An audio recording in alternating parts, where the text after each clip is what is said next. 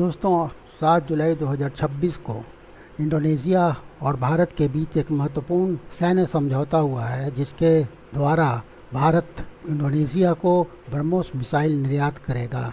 यह समझौता प्रधानमंत्री नरेंद्र मोदी के जकार्ता के ऑफिशियल टूर पर हुआ। इंडोनेशिया, फिलीपींस और वियतनाम के बाद तीसरा देश है जो ब्रह्मोस मिसाइल खरीद रहा है। इस तरह से भारत, जो कि एक इंडो पैसिफिक में एक महत्वपूर्ण शक्ति है और जिसका स्ट्रेटेजिक और इकोनॉमिक इंटरेस्ट दक्षिण पूर्वी एशिया क्षेत्र में है, तथा इंडोनेशिया जो कि विश्व का सबसे बड़ा आर्कियोपेलागिक देश है और इस क्षेत्र में एक मैरीटाइम पावर है, इन दोनों के बीच यह समझौता ऐतिहासिक है।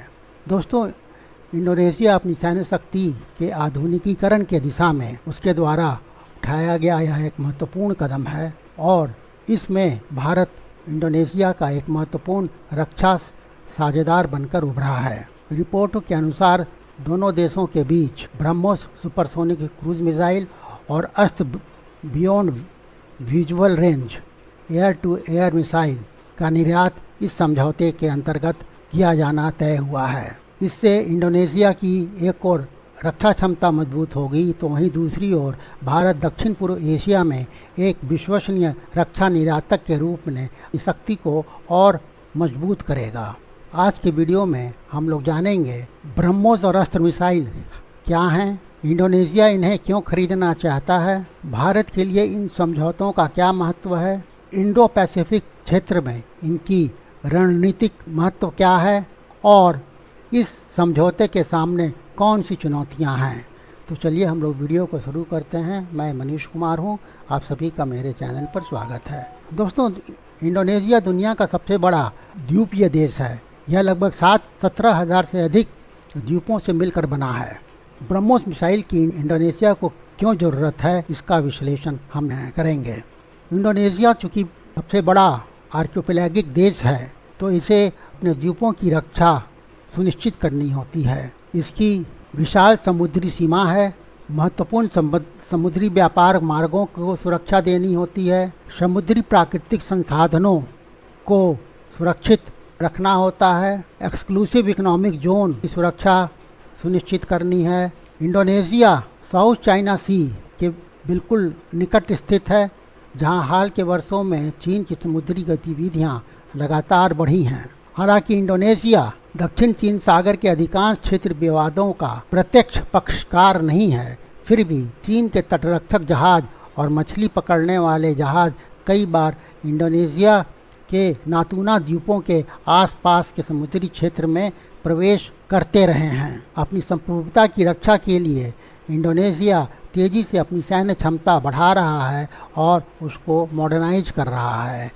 और इसके पीछे जो उसके उद्देश्य हैं वह हैं, पहला, नौसैनिक शक्ति को मजबूत करना, वायु रक्षा क्षमता बढ़ाना, तीसरा, त्वरित प्रतिक्रिया देने वाली सैन्य क्षमता विकसित करना, चौथा, रक्षा खरीद के लिए किसी एक देश पर निर्भर न रहना, और यहीं भारत एक विश्वसनीय साझेदार के रूप में सामने आता है।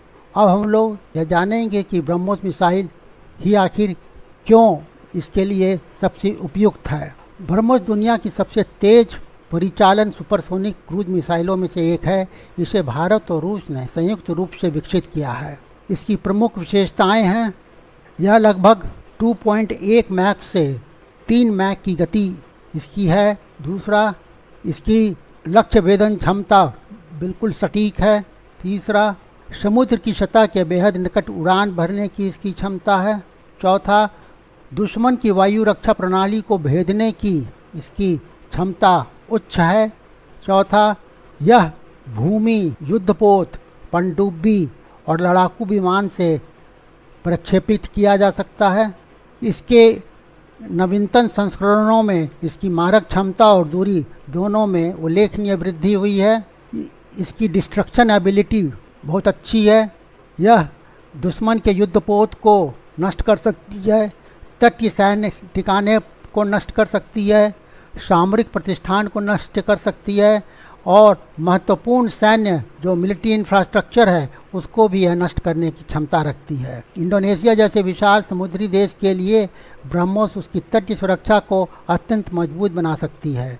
इसकी लंबी समुद्री सीमा और हजारों द्वीपों की रक्षा के लिए यह एक प्रभावी प्रतिरोधक हथियार सिद्ध हो सकता है। अब हम लोग अस्त्र मिसाइल के बारे में समझेंगे कि ये अस्त्र मिसाइल भारत की स्वदेशी रक्षा तकनीक की एक बड़ी उपलब्धि है। इसे डीआरडीओ ने विकसित किया है। यह एक beyond visual range air to air missile है। इसकी प्रमुख विशेषताएं हैं, एक्टिव रडार सीकर है, ये अत्यधिक गतिशीलता है, आधुनिक इलेक्ट्रॉनिक जैमिंग से निपटने की क्षमता इसके पास है और फायर एंड फॉरगेट तकनीक है। विभिन्न लड़ाकू विमानों के साथ यह एकीकृत किया जा सकता है। अस्त्र मिसाइल पायलट को दुश्मन के विमान को आंखों से दिखाई देने से पहले ही निशाना बनाने की क्षमता प्रदान करते हैं। यदि इसे इंडोनेशिया के लड़ाकू विमानों के साथ एकीकृत किया जाता है तो उसकी वायुसेना की युद्ध क्षमता में उल्लेखनीय वृद्धि होगी। यह समझौता केवल हथियारों की बिक्री नहीं है। इस समझौते ने भारत को एक डिफेंस एक्सपोर्टर के रूप में इस्टेब्लिश किया है, जहां 2016-17 में भारत कुल 686 करोड़ का रक्षा उपकरण निर्यात कर रहा था। वह 30 गुना बढ़ करके 2024-25 में 21,083 करोड़ हो गया है। इसलिए भारत और इंडोनेशिया के बीच यह समझौता केवल हथियारों की बिक्री नहीं है, यह भारत के एक प्रमुख वैश्विक रक्षा निर्यातक बनने की दिशा में महत्वपूर्ण कदम है। पिछले कुछ वर्षों में भारत के रक्षा निर्यात में तेज वृद्धि हुई है। इन निर्यातों से यह स्पष्ट होता है कि भारतीय रक्षा तकनीक पर दुनिया का भरोसा बढ़ रहा है। भारत की रक्षा विनिर्माण क्षमता मजबूत हो रही है। मेक इन इंडिया अभियान को नई गति मिल रही है। भारत के स्ट्रेटेजिक पार्टनर्स का दायरा लगातार बढ़ रहा है। फिलीपींस ब्रह्मोस खरीदने वाला पहला विदेशी देश बना था और उसके बाद वियतनाम ने भारत के साथ ब्रह्मोस खरीदने का करार किया है। यदि इंडोनेशिया भी इस सूची में शामिल होता है तो दक्षिण पूर्व एशिया में भारत की सामरिक उपस्थिति और मजबूत होगी। अब हम लोग इसकी रणनीतिक महत्व को देखेंगे। आज इंडो पैसिफिक विश्व की सबसे महत्वपूर्ण सामरिक प्रतिस्पर्धा का केंद्र बन चुका है। भारत, अमेरिका, चीन, जापान और ऑस्ट्रेलिया जैसे बड़े देश इस क्षेत्र में अपनी उपस्थिति लगातार बढ़ा रहे हैं। भारत की इंडो पैसिफिक नीति कुछ सिद्धांतों पर आधारित है। उनमें पहला है फ्रीडम ऑफ नेविगेशन, अर्थात नौवहन की स्वतंत्रता, रिस्पेक्ट फॉर इंटरनेशनल लॉ या अंतर्राष्ट्रीय कानूनों का सम्मान, समुद्री सुरक्षा या मैरीटाइम सिक्योरिटी, रीजनल स्टेबिलिटी, क्षेत्रीय स्थिरता, आसियान देशों के साथ मजबूत साझेदारी। इंडोनेशिया आसियान का सबसे प्रभावशाली सदस्य देशों में से एक है। भारत और इंडोनेशिया के बीच रक्षा सहयोग पूरे क्षेत्र में शक्ति संतुलन और समुद्री सुरक्षा को मजबूत करेगा। अब हम लोग इसके आर्थिक पहलू को भी देखते हैं।